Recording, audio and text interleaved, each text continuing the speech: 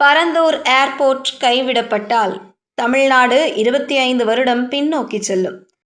தமிழகத்தின் எதிர்கால பொருளாதார வளர்ச்சியில் முக்கிய மைல்கல்லாக கருதப்படும் பரந்தூர் பசுமை வழி பன்னாட்டு விமான நிலைய திட்டம் தற்போது நிறுத்தி வைக்கப்பட்டுள்ளது. இத்திட்டம் முழுமையாக கைவிடப்பட்டால் தமிழகம் 50,000 கோடி ரூபாய் முதல் 1,00,000 கோடி ரூபாய்க்கும் அதிகமான பொருளாதார இழப்பை சந்திக்கும் என்று பொருளாதார நிபுணர்கள் கடும் எச்சரிக்கை விடுத்துள்ளனர். மேலும் இந்த முடிவு தமிழ்நாட்டை பொருளாதார ரீதியாக 30 ஆண்டுகள் பின்னோக்கி தள்ளிவிடும் என அவர்கள் கூறுகின்றனர்.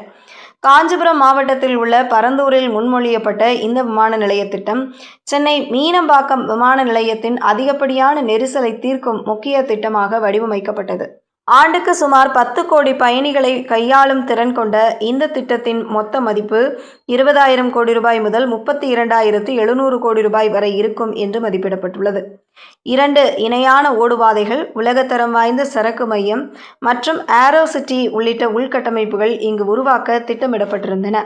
இத்திட்டத்துடன் இணைக்கப்பட்டுள்ள பல்வேறு துணை திட்டங்கள் தமிழகத்தின் வளர்ச்சியை பெருமளவில் ஊக்குவிக்கும் வகையில் அமைந்துள்ளன.